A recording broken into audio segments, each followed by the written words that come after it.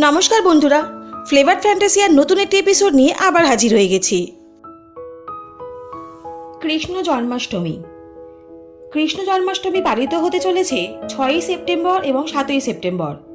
জন্মাষ্টমী অষ্টমী তিথি শুরু হবে 6ই সেপ্টেম্বর বুধবার রাত 8:12 এবং অষ্টমী তিথি শেষ হবে 7ই সেপ্টেম্বর বৃহস্পতিবার রাত 8:05।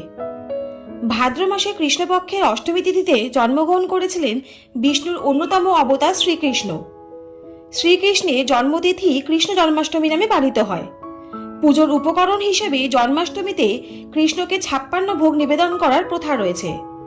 জন্মাষ্টমীতে কৃষ্ণকে 56 ভোগ অর্পণ করে তার প্রসাদ গ্রহণ করা অত্যন্ত শুভ মনে করা হয়। শ্রীমদ্ ভগবত অনুযায়ী কৃষ্ণকে প্রসন্ন করার জন্য 56টি ব্যঞ্জনের ভোগ অর্পণ করা হয়। এক সপ্তাহ আগে থেকেই জন্মাষ্টমীর আয়োজন শুরু হয়। জন্মাষ্টমীর দিনে কৃষ্ণকে 56 ভোগ অর্পণ করার পরম্পরা দীর্ঘদিন ধরেই চলে আসছে। তবে এই 56 ভোগে কি কি দেওয়া হয় আপনারা কি জানেন? তাহলে চলুন আর কথা না বাড়িয়ে আজকের এপিসোড স্টার্ট করা যাক।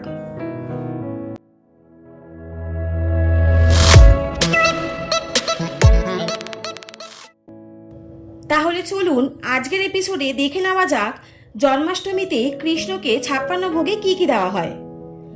ভাত, ডাল, চাটনি, কারি, দই সবজির কারি, শিখরণ, শরবত, বাটি, মোরব্বা, শর্করাযুক্ত, বড়া, মঠরি, ফেনি, পুরি বা লুচি, খজলা, ঘেওয়ার, মালপুয়া, চোলা, জিলিপি, মেসু, রসগোল্লা, চন্দ্রকলা, মহরায়তা, থুলি, লবঙ্গপুরি, খুরমা, ডালিয়া, পরিখা, সুফল ঢয়া, বিলাসারু, লাড্ডু, শাক, অধানু আচার, মোট, পায়েস, দই, গাওয়া ঘি, মাখন, মালাই, রাবড়ি, পাঁপড়, শিরা, লস্যি, সুবত, মোহন, সুপুরি, এলাচ, ফল,